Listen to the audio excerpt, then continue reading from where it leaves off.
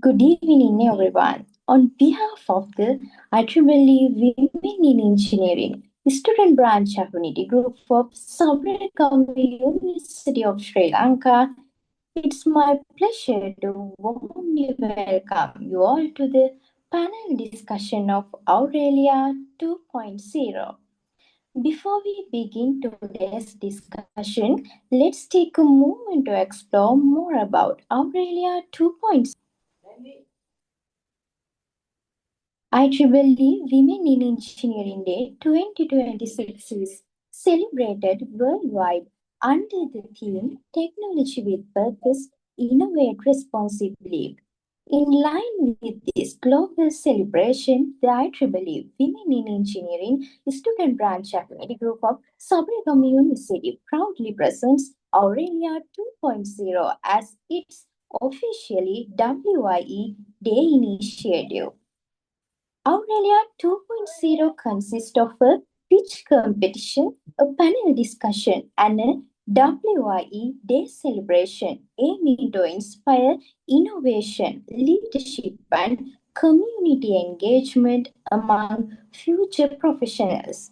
We are proud to say that we have successfully completed the pitch competition segment of Aurelia 2.0, which provided a platform for participants to showcase their creativity and innovative ideas.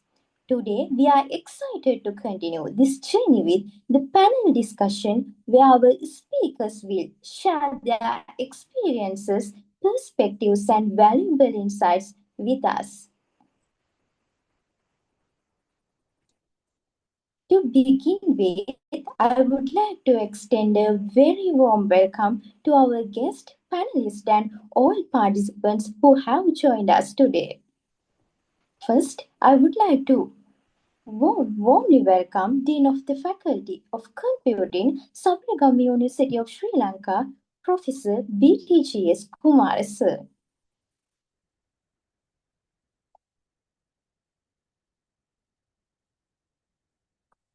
We are especially honored to have with us our panelists, Ms. Umaya Bhashini, Dr. Sugeeswari Lekamge, and Ms. Sarani Mendis.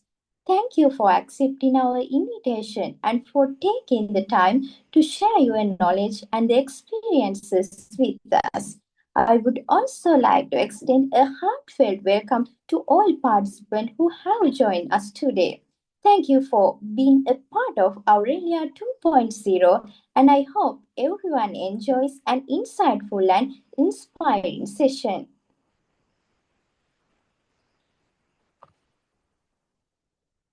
Today, we are privileged to have with us three accomplished professionals and academics who bring diverse experience and valuable insight to this discussion. It's my pleasure to introduce our panelists. Our first panelist is Miss Umaya Bhashini. Miss Umaya Bhashini is a lecturer attached to the Department of Electrical and Electronic Engineering, Faculty of Engineering, University of Sri Jayawardhanapura. She holds a bachelor's degree in biomedical engineering and a master's degree in medical image processing. Her research interests include biomedical engineering, medical imaging, and healthcare technology.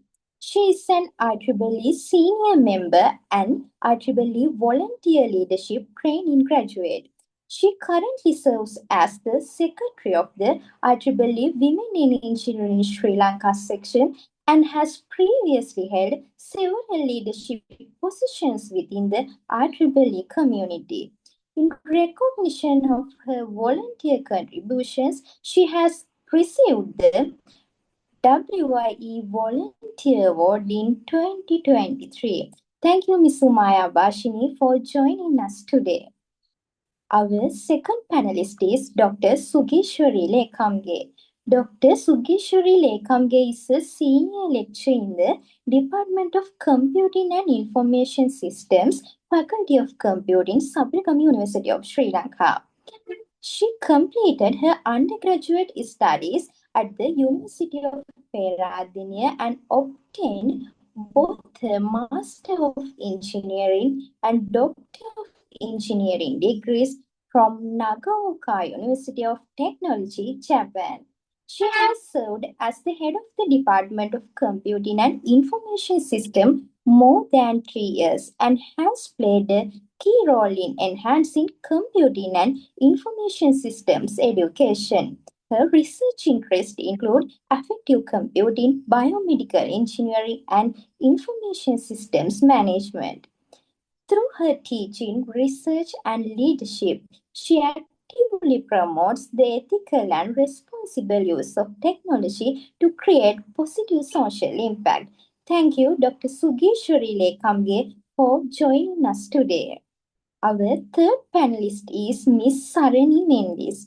Miss Sarani Mendis is a senior software engineer at WSO2, specializing in UI and UX architecture and user-centric engineering. She currently leads critical user interface migration for enterprise platforms, focusing on creating thoughtful and seamless user experiences. She holds both a Bachelor of Information Technology degree and a Master of Science in Computer Science from the University of Colombo School of Computing. Having balanced graduate research alongside a demanding technical career, she brings valuable industry perspectives and practical insights to the discussion. She is also passionate about supporting the growth and resilience of women in engineering. Thank you, Ms. Sarani Mendis, for joining us today.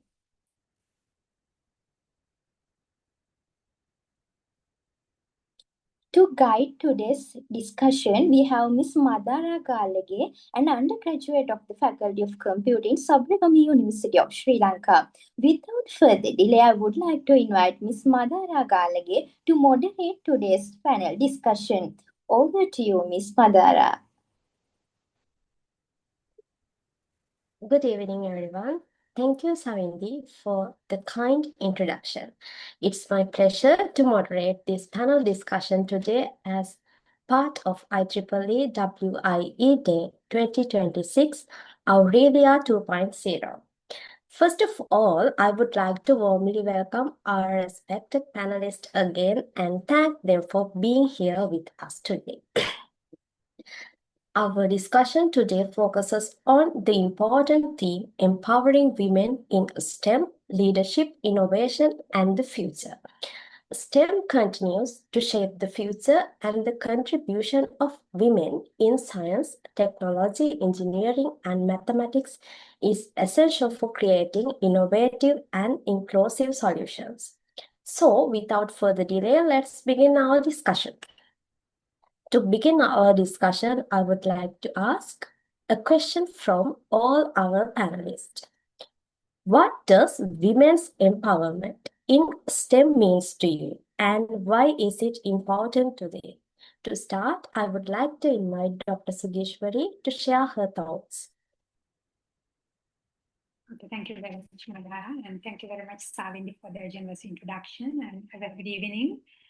Dear members of the panel, Mrs. Umaya Bhashini and Ms. Sarani Mendis, the academic members who are joining with us in this discussion, and the organizers and all the participants.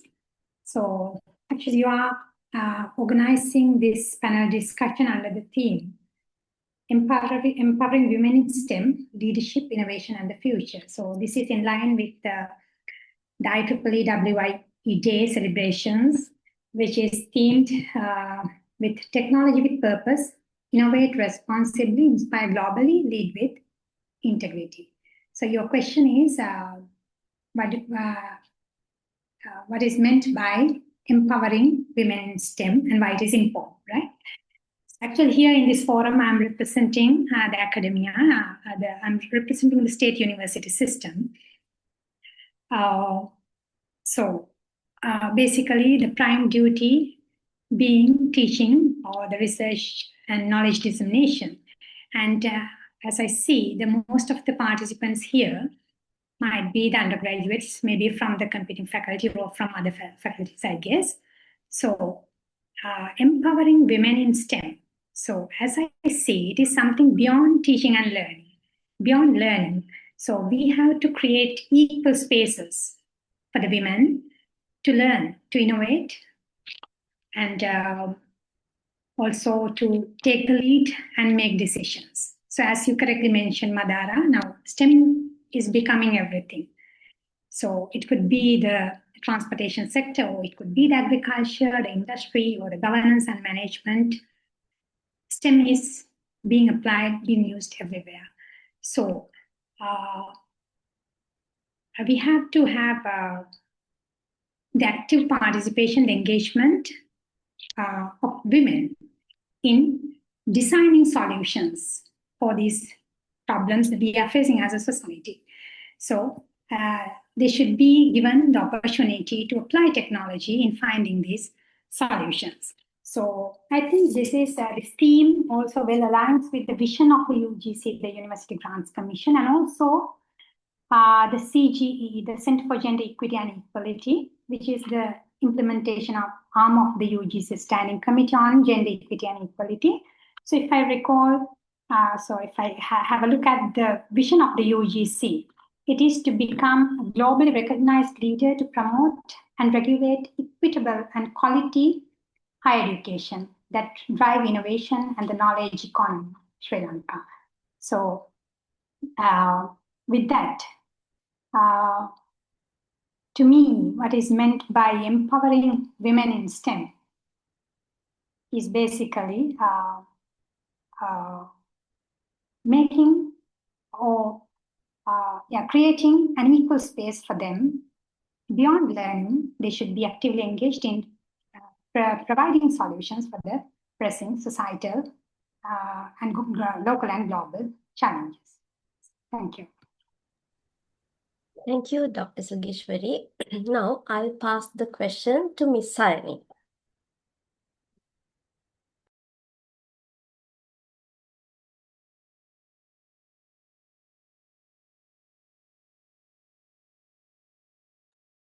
Ms. Sarani, can you unmute your mic? Sorry, first of all, thank you very much for inviting me for this session. So when it comes to empowerment, first of all, I'd like to say Sri Lanka is actually in a better state than most countries in the world right now. I think a few months back, they released the literacy rate in the country, and we have a very high rate in the female section as well. So that actually shows we have enabled women to have certain level of education, and they are in the university system and they have gone on to achieve many things. But when it comes to STEM, I think the main problem is whether we have an environment where they can sort of last long for a while. For example, we know that most women, when they they would start working right after they graduate, but eventually leave the workforce after getting married and having kids. But of course, in my company, WSO2, we have a creche at our workplace. It has enabled many of my friends who have kids, to take that burden of childcare and all those things out of them. And it has enabled them to sort of focus on their work, to maybe use their capabilities in a much more meaningful manner in this STEM culture. And another thing is also, I have a friend who actually quit for a while and then rejoined the workforce once the kid was about 5 or 6 years old. And, not scrutinizing them or anything over taking that break in their life, and the career break, and allowing them to join back the force without any hesitation. I think that kind of things actually would let more of the women have a long-lasting career in STEM. I think that's the kind of things we need to look forward to enable that. Thank you, Ms. Sarani, for that idea. And to conclude this question, Ms. Umaya, we would love to hear your thoughts also. First of all, I would like to thank all the members that who have organized this event and for inviting me. So good evening to all of you. So first of all, I would like to tell you what does women's empowerment in STEM means to me. Basically, I believe that STEM is empowering women in not only women but also girls, I would say. Empowering women and girls in STEM means to me is creating an environment where both women and girls have equal opportunities to learn and innovate, lead, influence the future science and technology.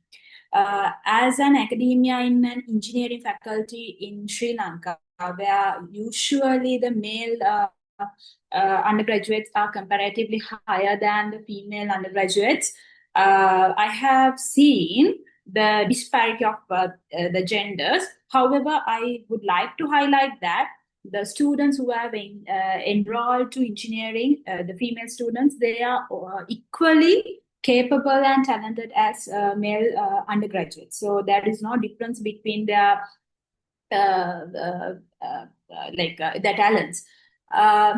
Nowadays,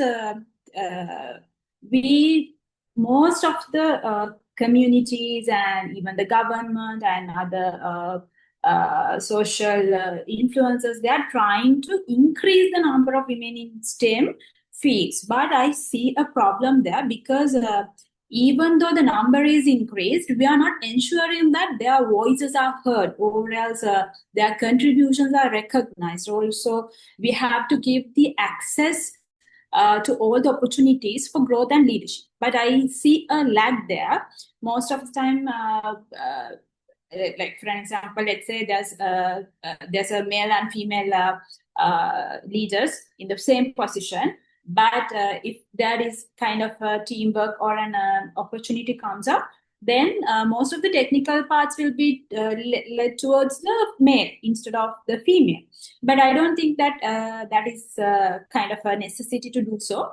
And another thing is that recently I have delivered my baby, and once I rejoined once I started my working again after my maternity leave, I face problems in breastfeeding because there are no any such things developed in Sri Lanka in our university systems or any other government institute. I don't think so. So in such cases, how we can go to work, how we can manage our baby, and even our body undergoes many other requirements. So how we can get the support for those kind of things while we are serving. So as Ms. Sarani mentioned earlier, I think that is the problem why women hesitate to continuously go for work after delivering a baby. And also, as the second part of the question, you asked that why it is important today. So I think nowadays the world is changing a lot and rapidly. So we know that we are working on sustainability to artificial intelligence and many other emerging technologies like edge computing, IoT, and all the things. So these technologies need kind of inclusive and diverse thinking. So I think we should understand that women also can contribute fully for these kind of requirement, and we can get the benefit from a broader range of ideas and innovations if we involve women. But I would like to tell one thing, because mostly as we are privileged and we are gifted with most of opportunities in education and professions, we might think that, okay, this is not that kind of a problem. This is even not existing. This gender equity is not a problem actually.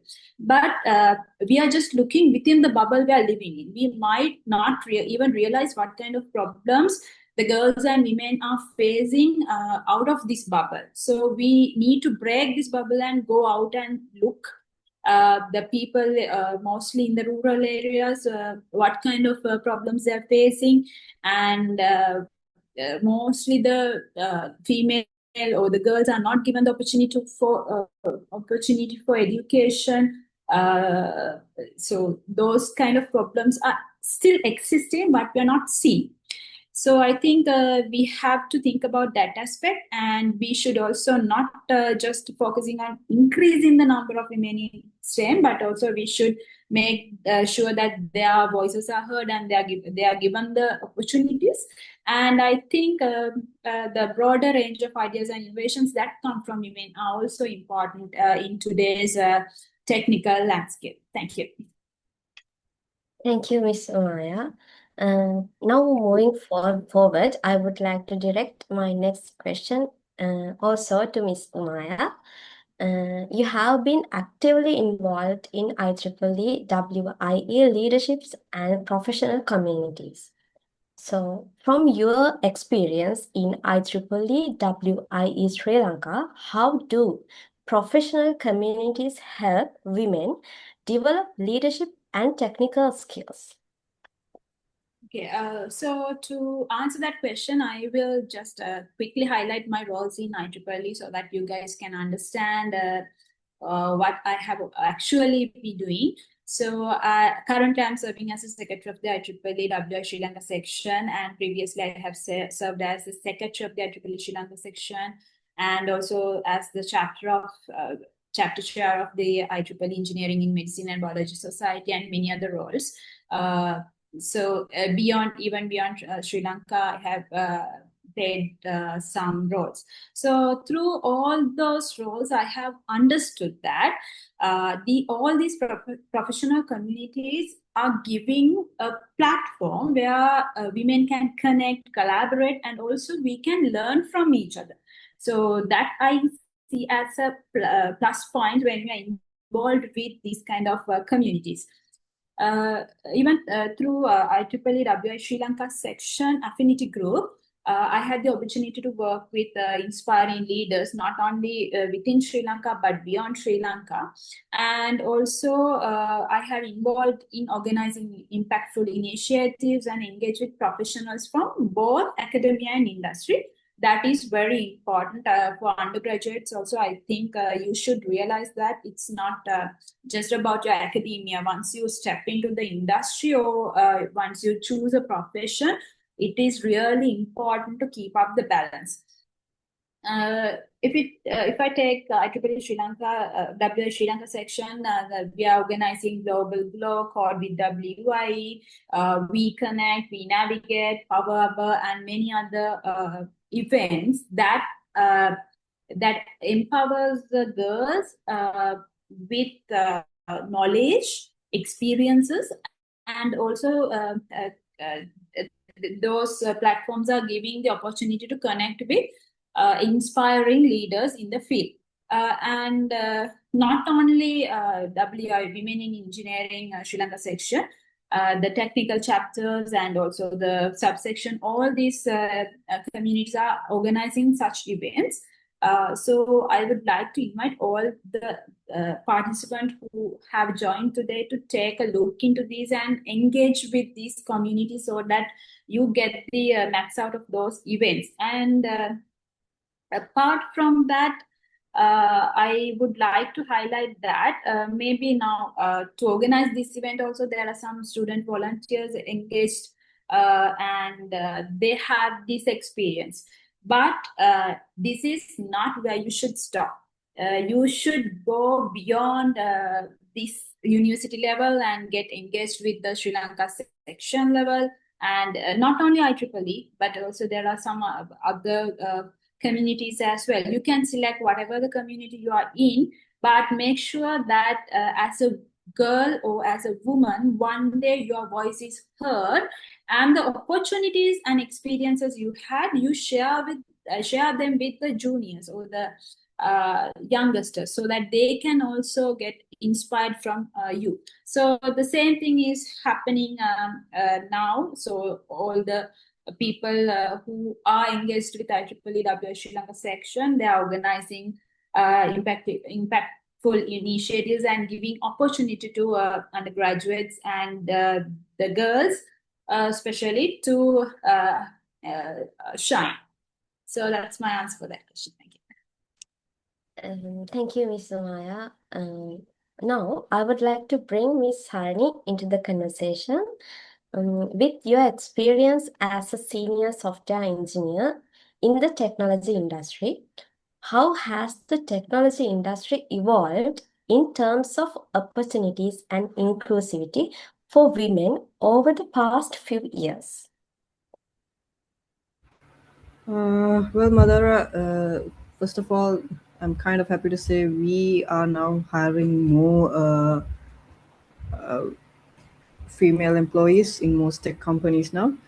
In mostly not to fill a quota, but we have seen it in the interviews as well that, like Umaya said, they are capable and they are equivalent to their male counterparts. So they can hold their own during the interview and answer the technical questions. And we have seen amazing interns in our company, who have done amazing projects and everything. I mean, for some of them, they needed minimal level of supervision. So yes, there is, I mean, a lot of opportunity for female engineers to come and work. But I think what happened to most of them is that once they get the foot on the door, they don't stick with the core engineering. Most of them tend to move on to change, project management or any other management roles. Very little stick with the core engineering thing. And for that, we have to, I think, do some sort of enablement that allows them to carry on with it. One thing I see is that, some engineers, they spend years waiting for a promotion. Signing your mic is muted again. Oh, sorry. Where did you lose me? Just now. Yes, no. Okay. So there can be times when the male counterparts get the promotion, but not them. They get overlooked, and it goes on for a while. And they see that the only way out is to do a track change and move on to something else. And some people think that they can't keep up with the changing technology.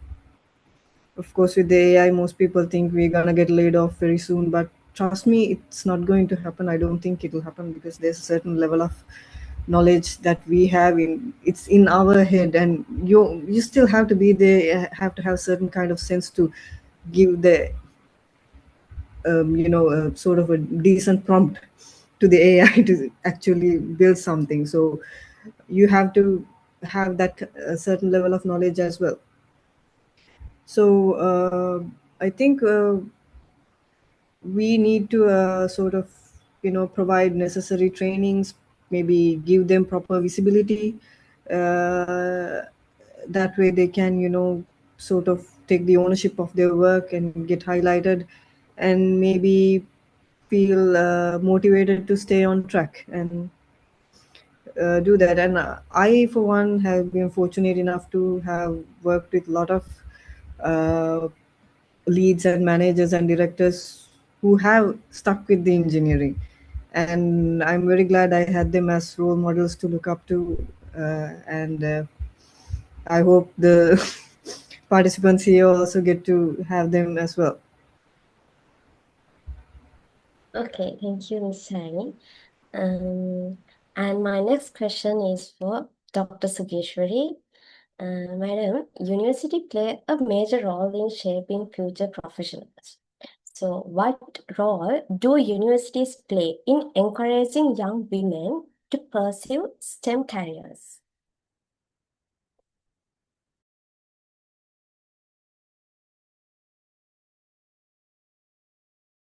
Dr. Sugeeswari, your mic is on. I'm sorry.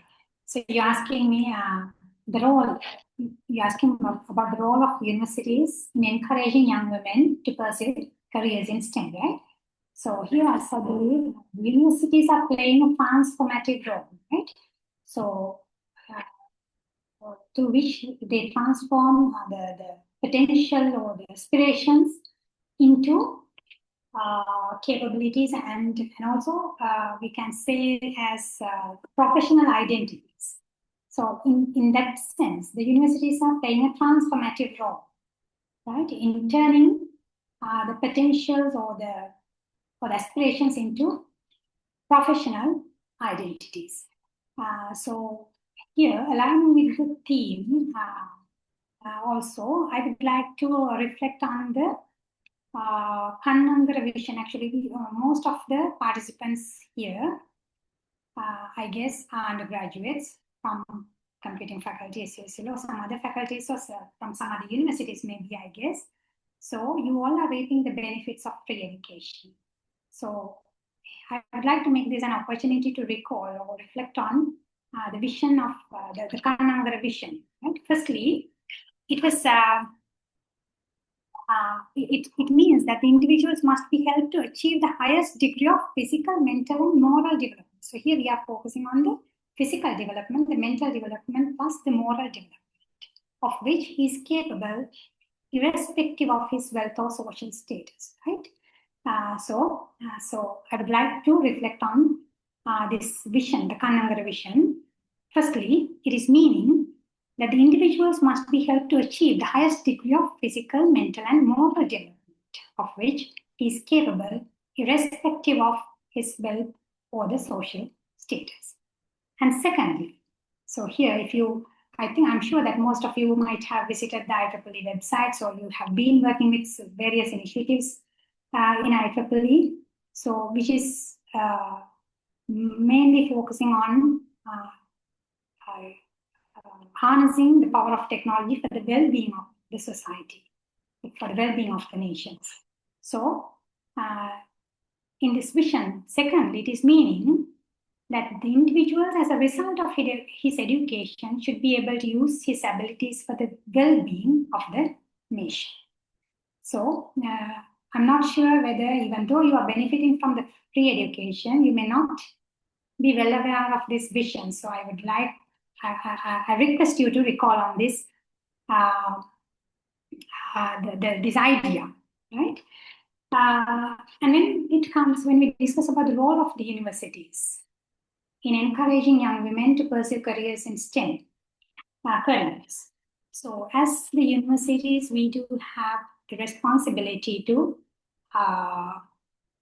design and develop the curricula and timely revise, incorporating the relevant feedback, especially from the maybe from the academia or the industry experts, the alumni, the students. So we have to consider all these the relevant and timely feedback from all these relevant stakeholders, and accordingly we will have to upgrade and update, revise the curriculum. So for what purpose? So our ultimate objective is to produce competent graduates, right? So I'm sure that you might have visited your graduate profile. What sort of a graduate we are aiming to produce? So what sort of characteristics you should possess? So so in achieving that, actually, the university is adopting or our curricula should be aligned with the SLQF, the Sri Lankan qualifications framework. And also when it comes to computing, we are focused on the guidelines by the IEEE, ACM, these professional bodies. So if I discuss further about the SLQF, there are the KSAM model. Sometimes some of you might have heard of the KSAM, the knowledge, skills, attitudes, and the mindset. So these things matter. Not only the knowledge, the theoretical or the subject or the practical knowledge, but also set of skills, right? That the industry is expecting. So we have to inculcate such skills within you once you graduate. So your curriculum should be designed and developed in a way that all these have been taken into account: the knowledge, skills, attitudes, and the mindset. So under the skills, the communication, teamwork, leadership. So if you consider this event itself, the leadership, the organizational ability, organization skills, or the coordination, teamwork. So everything is, so this aspect, these skills, so this event have given you an opportunity to develop such skills: teamwork, leadership, and then the creativity, problem solving, entrepreneurship, and networking and social skills. So I think Mrs. Umaya very nicely mentioned about the exposure, the experience she has gained through actively participating in IEEE activities, so that how the networking and social skills would have been developed. So, so that is about the skills. Then about the attitudes and the values, the professional vision and the vision for life. So these also should be focused, right? The adaptation, the flexibility, and there should be a vision for life. There should be a vision for life. And finally, the mindset. So we should be lifelong learners. We should be lifelong learners. We have to update ourselves. As you all know, the technologies are evolving rapidly. So we have to upgrade and update ourselves. So when designing and developing the curriculum, the universities are highly responsible to carefully address all these aspects and thereby producing industry-ready or the future-ready graduates. So that's, I think that is the major role of the universities in order to encourage not only women, but also everybody to pursue STEM careers. Thank you. Okay, thank you, Dr. Sugeeswari, for sharing that perspective. Now let's move into our second round, where we explore personal journey experiences and lessons learned. Ms. Umaya, leadership experiences often shape the way we grow professionally. So can you share a leadership experience that significantly influenced your personal or professional growth? Okay, so I would say that the leadership experiences that I have gained through both my professional and volunteering has influenced me in lots of ways, but I think that academic and the industrial side of that leadership would be discussed by Dr. Sugeeswari and Sarani. So I will be focusing on volunteering experiences that I had. So over the years, I have engaged with many volunteering organizations, including IEEE. So through these experiences, I have realized my capability. So before we are engaging to these things, sometimes we do not know how much we know, how much we can contribute, what are our talents or what are our capabilities. To realize that we have to get engaged with these kind of organizations. So once you start working, you will realize, oh my God, I'm good in this kind of things as well. And the other thing is that once you start working in such organizations, you will get the opportunity to network with others. So this network has mainly supported me, not only for my personal growth, but also my professional growth. So as an academia, I got the opportunities to do collaborative research and engage in conferences, symposium, and all other things because of this network, which I created through volunteering. And another thing is that once you start working on these organizations, once you realize your capabilities, then you are ready to touch the next steps. So once you start, then you can build the I would say your professional or personal growth on that foundation.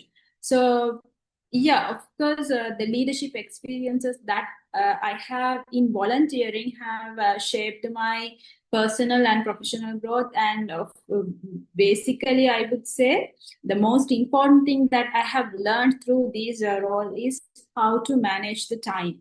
So when you engage in these kind of things, your personal life matters as much as your professional and volunteering one.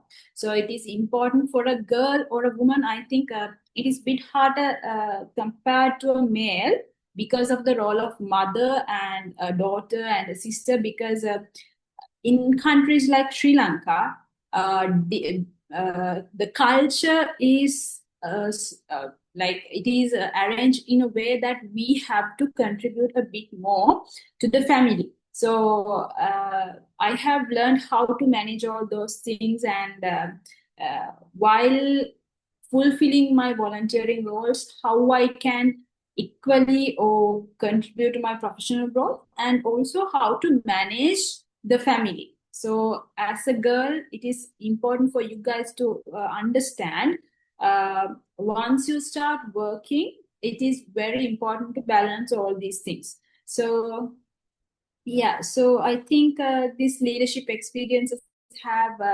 significantly influenced my personal and professional growth through many things, like through the network, through the experiences such as time management, and also understanding my capabilities.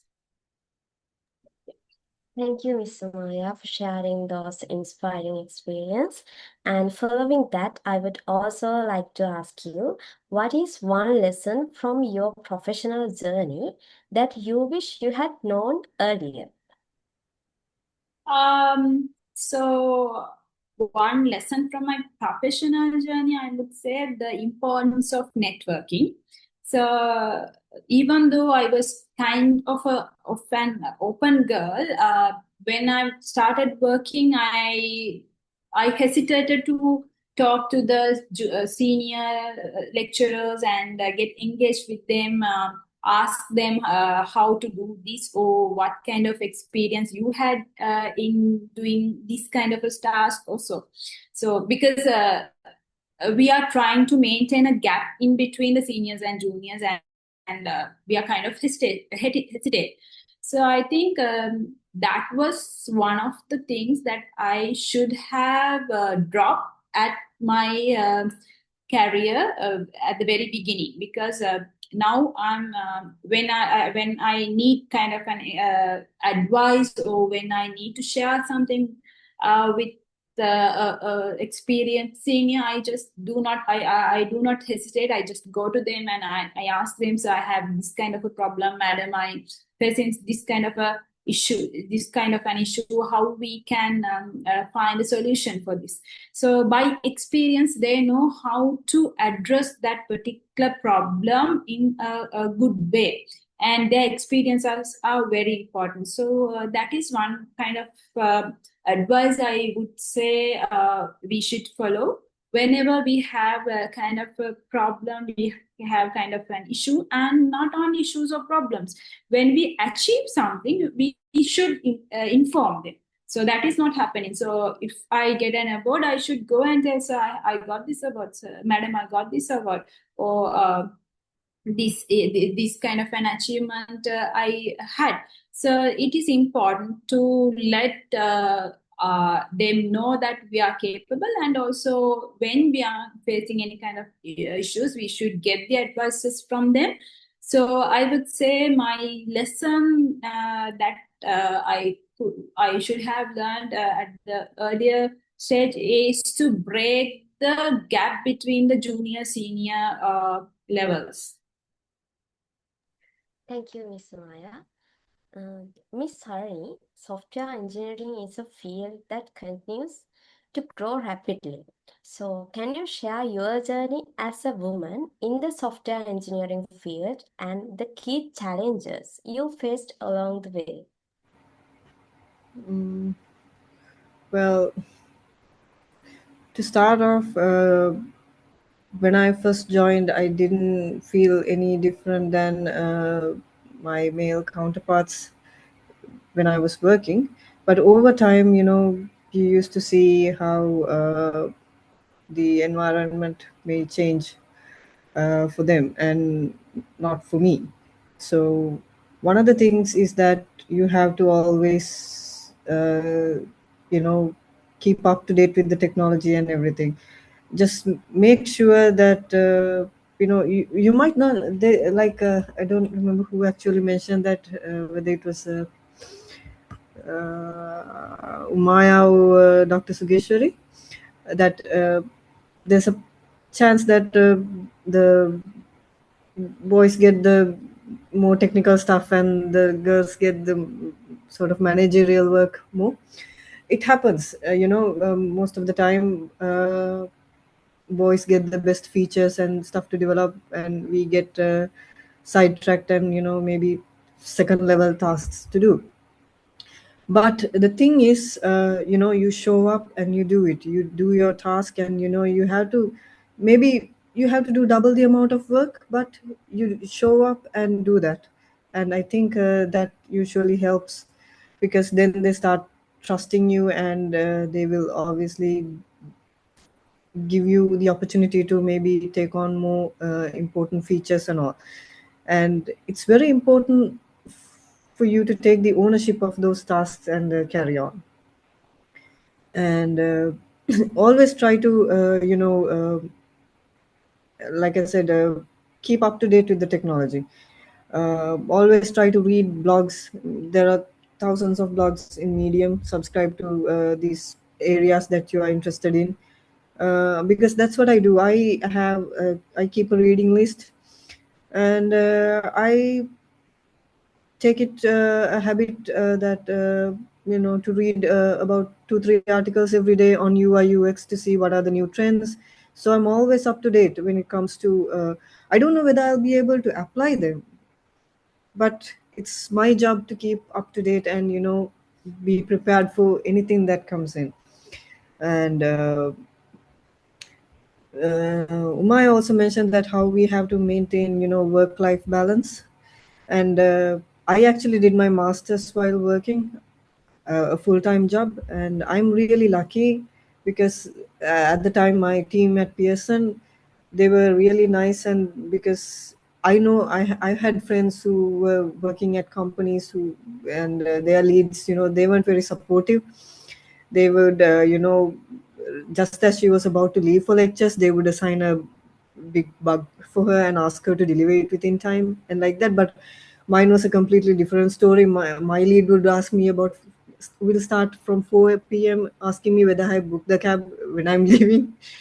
And even on the next day also, he would come and ask, how was the lectures yesterday. And it's very important to have that kind of supportive environment as well. And the other thing is, pick up a hobby, something that does not involve tech. So you have something to go back, do with that, and refresh your head and come back, and then continue with your work. So it'll be very easy then. A sport, maybe, I don't know, read a book, go to the gym, do whatever. I think that's something very important. I know a lot of people who says they came up with the solution for that while they were in the gym or something. So I think that actually helps. And keeping a schedule or thing like that to make sure that you keep on track of everything. Like Umaya said, keeping track of the family. Have hard rules, like you don't work after 5. Without that, you can't manage the family life and kids and everything. I know, because some of my friends are there, they tell me that you can call me after 7, that's when my kid goes to sleep. And you have to have kind of a set a boundary or something like that, otherwise you won't be able to manage it. Yeah, that's about it. Thank you, Miss Sarani, for sharing those interesting stories and the realities behind the industry. And another question for you. What is one lesson from your professional journey that you wish you had known early? I think the importance of being resilient is the one I think I wish I had known from early on, because you don't know about. I mean, this industry, it's very fast paced, and a lot of companies are going through layoffs and everything. You don't know when you get laid off or anything, and when you have to start all over again in your career. And I remember hearing a story about one of my directors early on in my career, and apparently she had been laid off 5 times in her life, and she had to start all over, and sometimes in a new state, and sometimes in a completely different industry as well. But keeping up to date and basically adapting to whatever you are on, and not, I mean, that's also one of the important things. You can't say that React and that's the only thing and expect jobs on React. You should be able, if the job is for Angular, you should be able to start learning Angular and maybe getting the job, adapting to that technology, whatever, then keep moving on. And I think being prepared for that is I think is the lesson I wish I knew early on. Then it would be a lot easier to uh, even mentally to deal with any disappointments or anything that happens in your life. You don't know whether you get laid off or not, so it's better be prepared for anything. Okay. Thank you, Ms. Sarani. Dr. Sugeeswari, based on your experience as an academic and a mentor, can you share an experience where you inspired or mentored female students in STEM?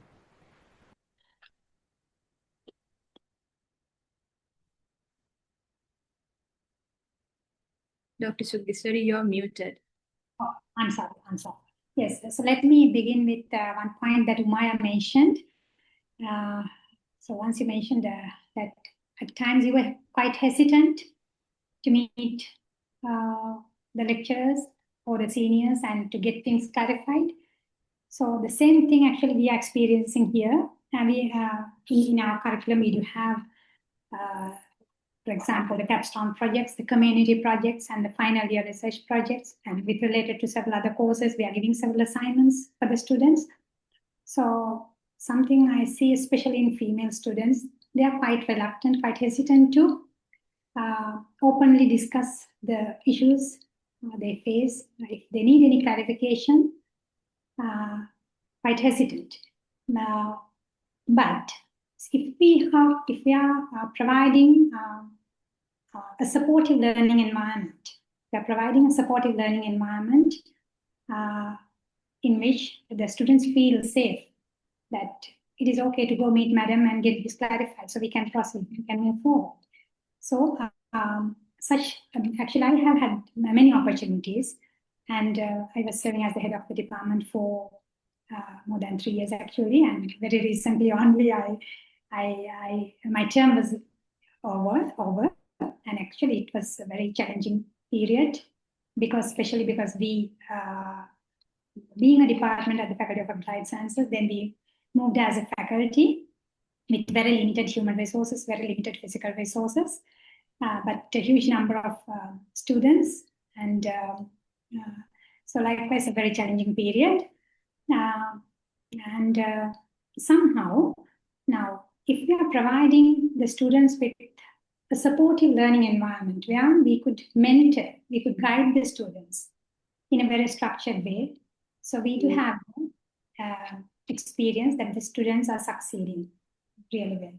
So when it comes to the research projects, they are securing prestigious publications.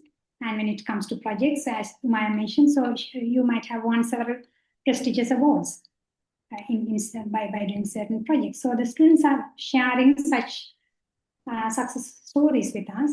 So I have had such opportunities to witness how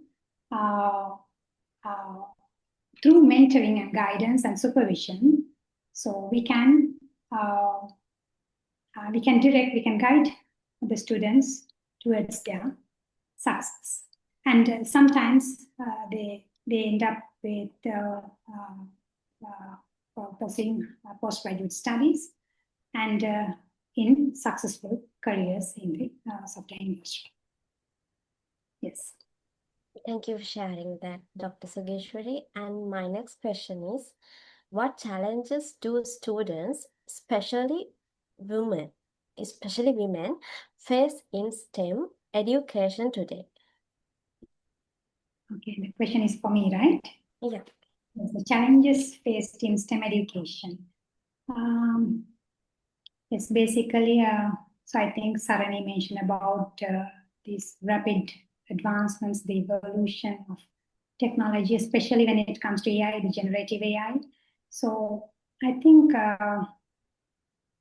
keeping pace with these rapid advancements of the technology is becoming a huge challenge. And also as the students, they are in kind of a confusion whether to use AI for this or whether not to use. So what tools to use. So this sort of, I think this is becoming a challenge. So whether to use AI, so what kind of an impact will it have on your creativity? And then what will happen, what is the impact on academic integrity and so on. So this is becoming increasingly challenging. However, I would like to mention that as an initiative, the government has taken steps to come up with the national AI policy, national AI policy framework for higher education. So it is providing guidance on teaching, learning, research, not only that, but also for university administration. So I see this as a very timely initiative.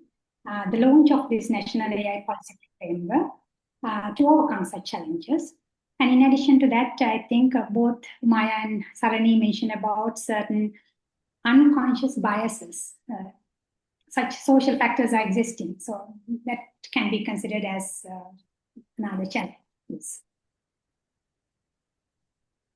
Thank you, Dr. Sugeeshwari. Now we will move into our final round, focusing on the future of women in STEM. Ms. Umaya, looking ahead, what initiatives or actions can organizations like IEEE WIE take to further empower women in STEM over the next decade? Okay, so when it comes to WIE, actually we focus on our events under three main categories. So the first one is strengthening mentorship and sponsorship.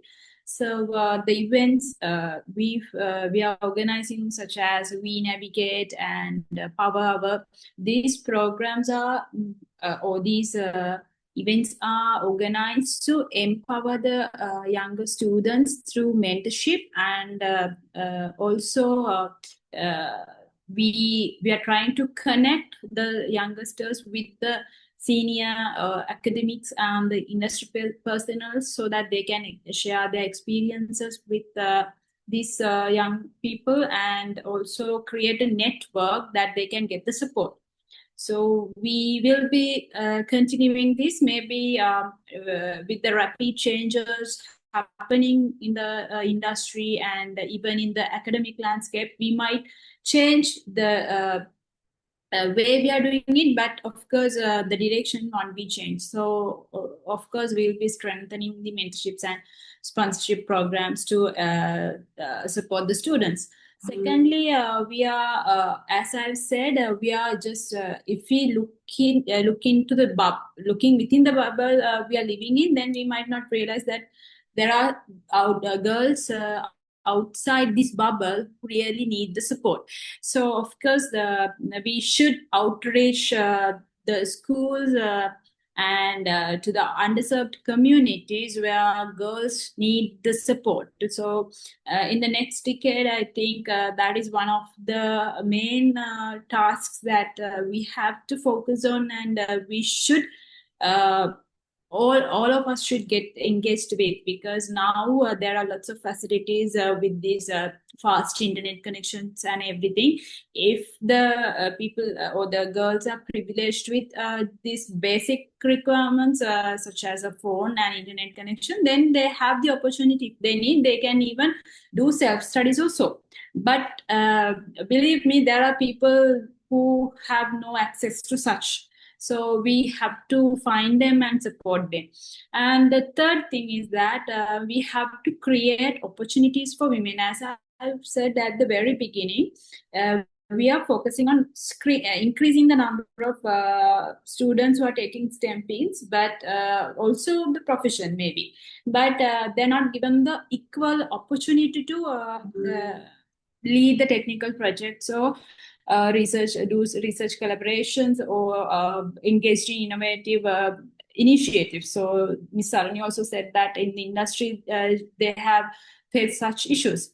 So we have to minimize such events. So in that case, one thing I believe is that most of the time when we are talking about women empowerment, we just invite some of the females, and also the audience will be females. And within this female, we just talk.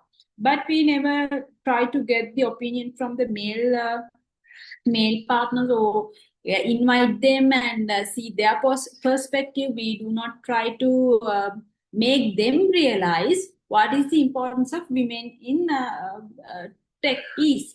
So I think that is one of the problem. Actually, I think even in this kind of forums, we need a male representation. So I think in the future, we'll be focusing on that as well. In that way, we will be able to overcome most of the problems that we face, like change of attitude of males. So that is one of the most important tasks, I guess. Yeah. Thank you, Ms. Umaya. Ms. Sarani, as we all know, technology is evolving every day. So, what emerging technologies or skills should young women focus on to remain competitive in the future workforce? Actually, we all know that we have to be kind of up to date now with the latest AI tools and libraries, so that we can, optimize them well into our work and start using them. But I think we need to make sure that we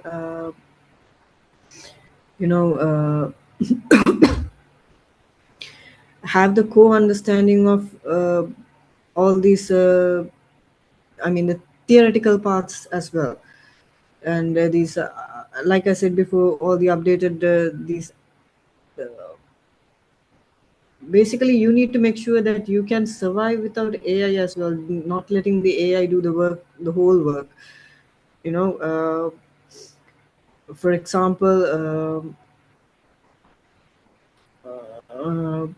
I've been working on a product when we first did it last year. I remember all the files and everything, the file names and everything where the certain component was. Anyone can come and ask me about it and I will tell you where it is and how to fix it. But now I'm doing a rewrite with Claude and I have absolutely no clue where the files are, and sometimes mainly because it doesn't follow the naming structure, things like that I used to follow. So because of that, you have to spend more time on reviewing them and try to understand how these things are generated. So for that you need a co-understanding of the technology, and apart from that you have to make sure that you have good soft skills such as communication and managing teams, and maybe working on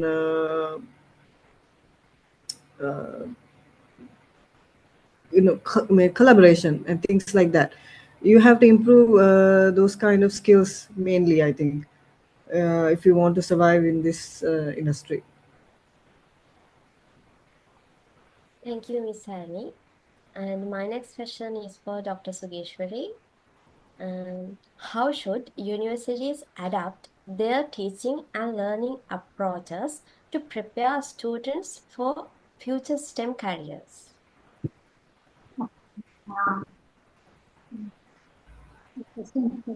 think we have to have close and continued collaborations with the industry. So, looking back at what Sarani mentioned, so how the technology is evolving and how the industry expectations are changing accordingly. So, to incorporate that in the university curriculum, we need to have close collaborations. We need to have continued, sustained collaborations. So that is one thing. And apart from that, I think now we are actually moving towards Industry 5.0, right? So, in which the three key pillars being human-centric, resilient, and sustainable. So, so if you compare the Industry 4.0 technologies with those of Industry 5.0, actually these were emerged to overcome certain challenges emerged in Industry 4.0 technologies. So we have to prepare our students towards such a society, right? When we say Industry 5.0, basically the industries are serving the societies or the employees. The major focus is on the employee well-being. So likewise, such sort of shifts are there, and accordingly we have to cater. And also the humans and the cobots or the collaborative robots. So this sort of shifts we need to consider and we will have to incorporate. And thirdly, I think now the data-driven decision-making is becoming the norm today. I hope you all will agree with me. The data-driven decision-making or evidence-based decision-making, so that is becoming the norm today. So it could be in the agriculture, or be with related to the financial markets, or healthcare, the education, transportation, and so on. So we have to, I think we have to not only the digital literacy, but the data literacy of our undergraduates we have to focus on. So under that, how to understand data, then how to interpret, so evaluate the data quality, then how to use this data for decision making. And I think when we see the when it's most of the research topics nowadays, most of you are incorporating kind of an explainable AI part into your research. So how we are going to incorporate the explainability and how we are going to communicate these insights, right? And also, it is very much important to understand the ethical implications, social data. So I think, so these three things I think we have to keep in mind. Yes. Thank you, Dr. Sugeeswari. To conclude our discussion, I would like to ask all our panelists one final question.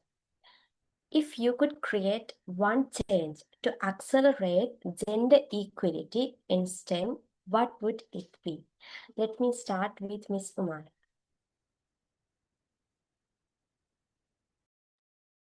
Okay, so thank you for the question. And as I said, recently I delivered my baby, and while I'm coming back to work, I'm facing many problems due to breastfeeding and managing the baby. So I think if I have to change one thing in here, I would say that considering the motherhood, giving some flexibility to the women is important, and I think it would encourage women to pursue STEM education, and once they go into the industry, they would remain there, because most of the time the girls might take this education in STEM, but once they enter the motherhood, they will leave. So there's no point of just taking that education like they should contribute once they get that. So if we take talking about it, I think in Sri Lanka we do not have a longer duration of maternity leave. We have just 84 days. And I think when it comes to the private sector, that might be less than that even. And also, we do not have any flexible time for mothers to come to the come or leave. They have to keep the fingerprint or attend all the unnecessary events as well, I would say. And also, when it comes to the early few months of motherhood, they do not have the facilities. They do not have like dedicated rooms there. They do not have access to I would say, daycare centers. These kind of things are there out of Sri Lanka. If we take many countries, even they have the paternity leaves that are given to the fathers, not to support the fathers, but to support the mothers. So that is important. So I think if we need to change one thing within Sri Lanka, I would say that considering the motherhood, we have to be flexible with the women, and we have to make sure that they remain and they contribute to the profession, or they whatever they learn, they just give back. Otherwise, if we do not do these changes, it would be kind of difficult for women to stay in the field. Thank you, Ms. Umaya. And moving forward, let's hear Ms. Sarani's perspective.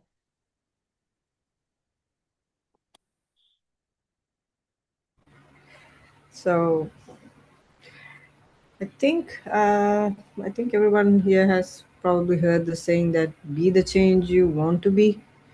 So, you want to see. So I think we are right now. I mean, that's where we are right now, because those who have come before us, they have enabled this environment or the culture that we are working in right now, at least up to the level of, I don't know, getting hired, maybe working in tech for a while, continuous, to maintain a continuous career in tech. So what we can do is we can make sure that we work on top of that and add on to it, make sure that our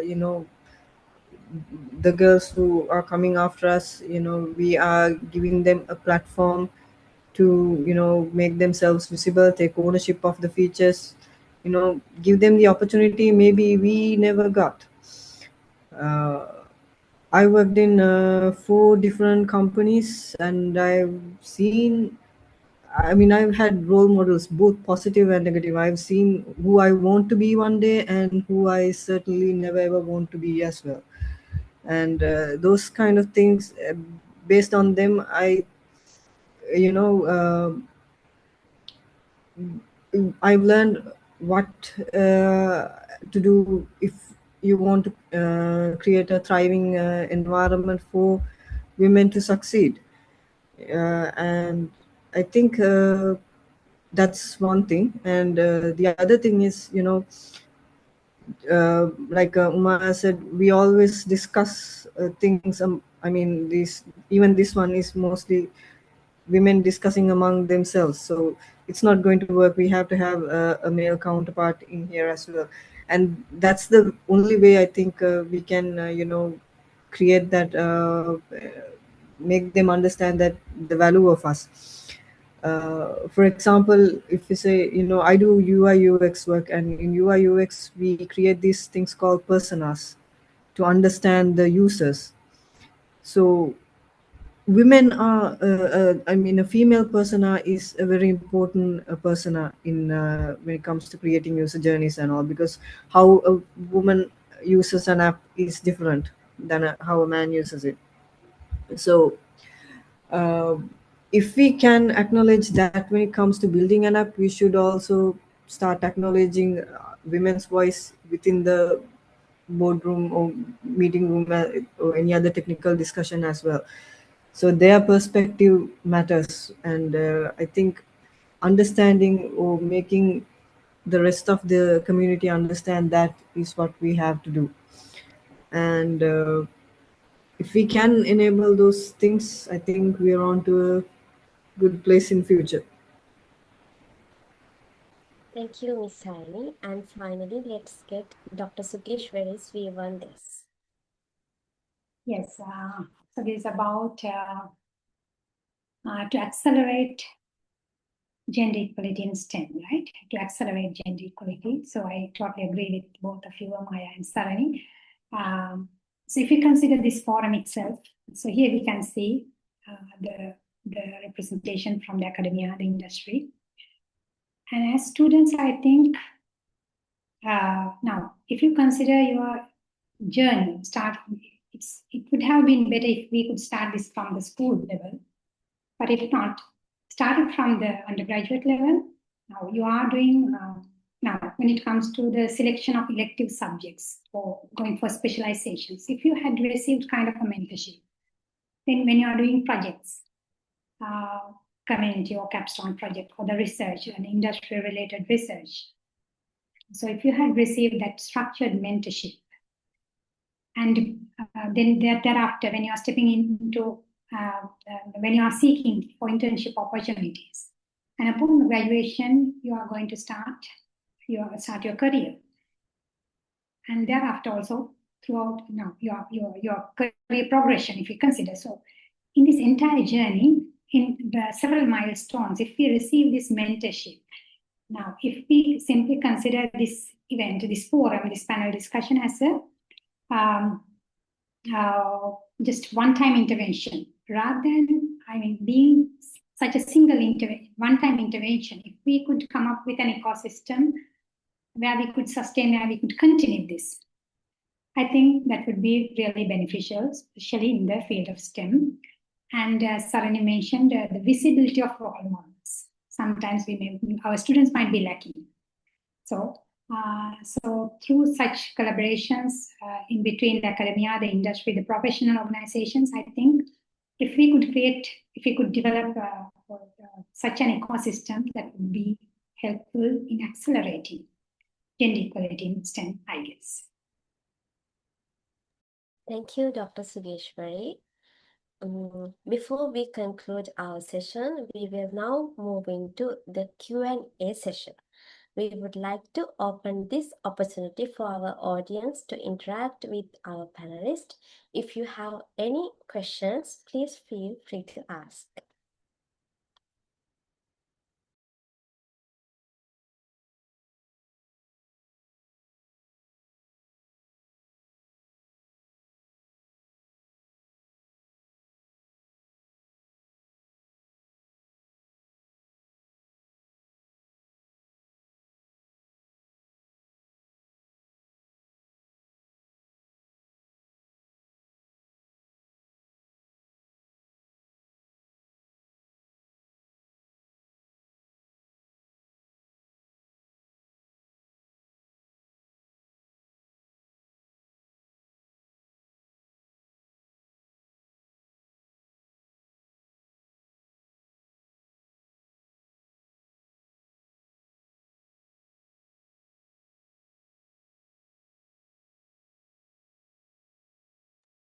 So we have received a question for Ms. Sarani. Ms. Sarani, what emerging technologies are you most excited about and why? Hi, Pujani, right? Thank you for that question, Pujani. So, for me, as a person who's mostly focused on UI UX stuff, I'm really, really excited about all these new, UI generation tools that are available out there, like Flow Design and all. I mean, it does help me with my job. I don't think it'll ever replace me, because when it comes to designing, the art behind design, that's actually in my head. That is something I don't think AI can ever replace. But I'm really, really excited about learning them. When we do UIs, we have to create something called a design system, which includes all the styles and everything that's related to buttons and cards and all the other components that you see in the UI. And I love working with them, integrating new design systems into them and see how fast they can do it, and how quickly we can incorporate it with the code, understand existing design systems, and involving with them. So yeah, I'm always checking out on how about all these new updates or anything that's available for UI generations and stuff. Okay, thank you, Ms. Sari. And we have got another questions, and any of our panelists can answer this question. What kind of challenges, as you think, we have to face as women innovators, and what need to be prepared for?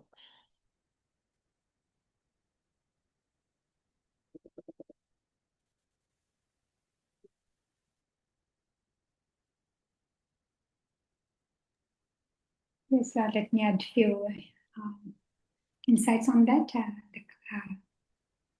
The challenges we have to face as women innovators and need to be prepared for. So as we mentioned, the technology is evolving and the use expectations are rapidly changing. So I think we need to have having a thorough fundamental knowledge, understanding is very much important, but you should be able to keep your knowledge updated and upgraded, right? So you have to reskill, sometimes upskill, learning and unlearning also matters. So I think that is how we can be prepared for. And I think Sarani and Umaya can add to that answer.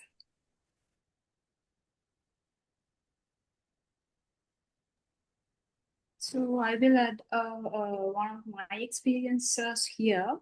When I was in the industry for my training, mostly when it's a task in the night, like I was a biomedical engineering undergraduate, so hospitals, I worked in a hospital and I have to attend some training and the things that are happening even at night. But when it comes to those kind of events, they say, okay, you are girls, so you can leave now.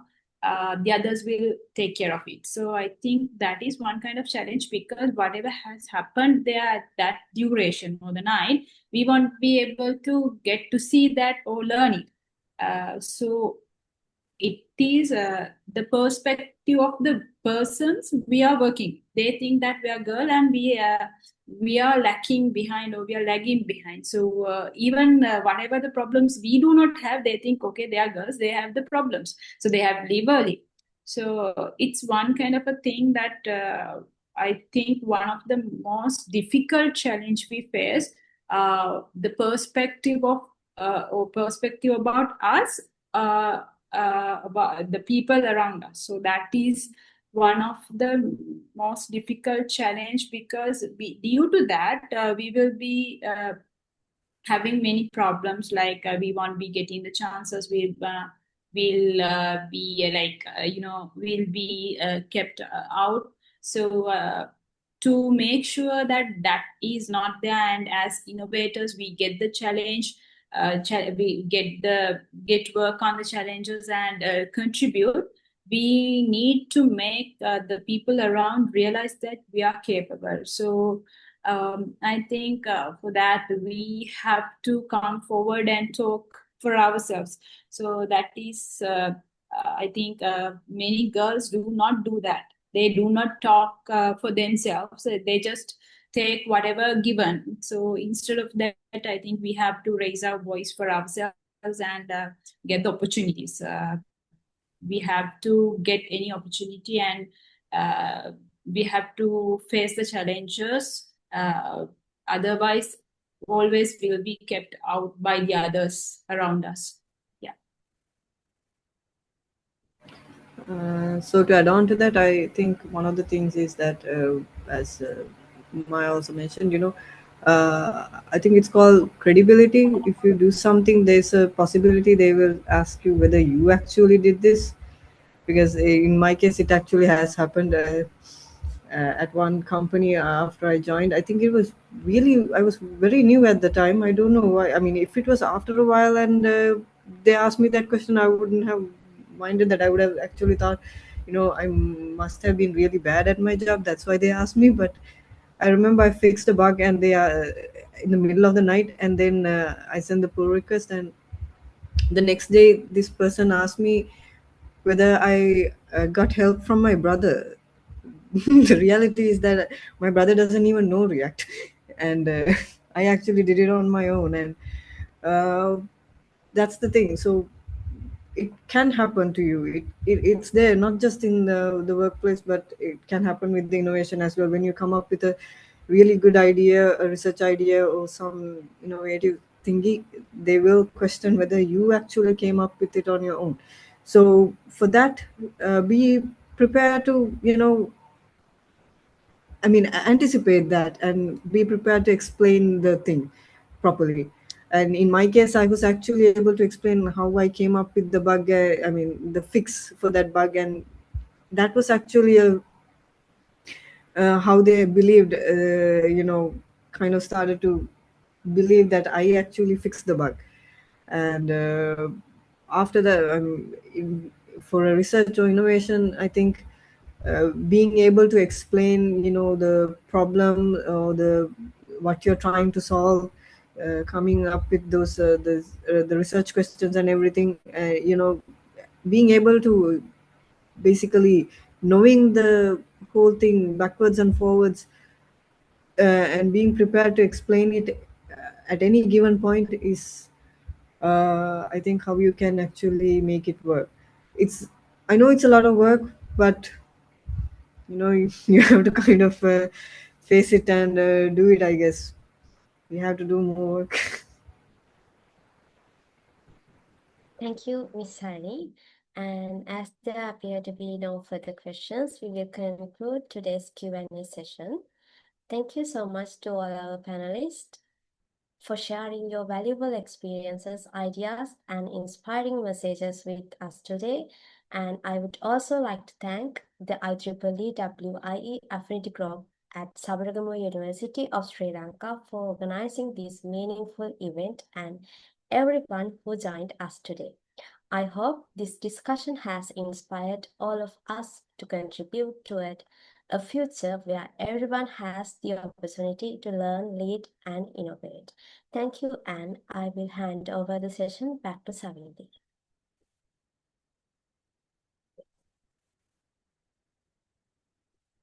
Before moving ahead, I would like to extend our heartfelt gratitude to our panelists for sharing their valuable experiences, insights, and perspectives with us today. Through this engaging discussion, they have reflected the spirit of this year's IEEE WIE Day theme, Technology with Purpose, Innovate Responsibly, reminding us of the importance of creating meaningful and ethical impact through innovation. As a token of our sincere appreciation for valuable contribution to AURELIA 2.0, as a panelist, we would like to extend our heartfelt gratitude to Ms. Umaya Bhashini. Although we are meeting virtually today, we are pleased to present this token of appreciation in recognition of your valuable time, expertise, and insightful contribution to this session. Thank you, Ms. Umaya Bhashini, for being a part of AURELIA 2.0 and for making this discussion truly enriching. Next, we would like to extend our heartfelt appreciation to Dr. Sugeeswari Lekamge for her valuable contribution as a panelist for AURELIA 2.0. Thank you, Dr. Sugeeswari Lekamge, for sharing your knowledge and experiences with us and for making this session truly inspiring and memorable. Okay, thank you very much. Next, we would like to extend our sincere appreciation to Ms. Sarani Mendis for her valuable contribution as a panelist for Aurelia 2.0. Thank you, Ms. Sarani Mendis, for taking the time to be with us and for contributing to the success of this event. Thank you. Before we conclude, we would like to express our heartfelt gratitude to our moderator, Ms. Madara Gallage, for guiding today's panel discussion. Your clear direction and engaging moderation helped ensure a smooth and insightful conversation throughout the session. Thank you for your valuable contribution to the success of Aurelia 2.0. Once again, we extend our sincere gratitude to all our panelists for sharing their expertise and making today's discussions both insightful and impactful. At this moment, I would like to invite Ms. Rasia Hussain, Chairperson of the IEEE Women in Engineering Student Branch Agni Group of Sabaragama University of Sri Lanka, to deliver the vote of thanks. Thank you, Sandy. Good evening, everyone. It's my great pleasure and privilege to deliver the vote of thanks at the conclusion of this inspiring panel discussion held as a part of IEEE WIE Day 2026, Aurelia 2.0. First and foremost, I would like to express our heartfelt gratitude to our esteemed panelists, Ms. Umaya Bhashini, Dr. Sugeeswari Lekamge, and also Ms. Sarani Mendis. Thank you for taking the time to be with us today and for sharing valuable experiences and professional insights, also the inspiring perspectives. Your two thoughts on leadership, innovation, mentorship, and the future women in STEM have undoubtedly motivated and empowered everyone who joined us. I would also like to extend our sincere appreciation to our moderator, Madara Gallage, for guiding today's discussion so effectively and creating an engaging platform for meaningful conversation. And also a special thank you goes to all participants who join us today. Your enthusiasm and engagement and also the interest in this discussion made this event truly meaningful and successful.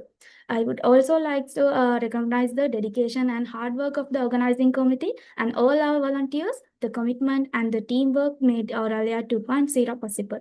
As we conclude, I hope today's discussion has inspired all of us to continue breaking barriers, embracing innovation, and contributing towards the future where everyone has equal opportunities to learn, lead, and succeed in STEM.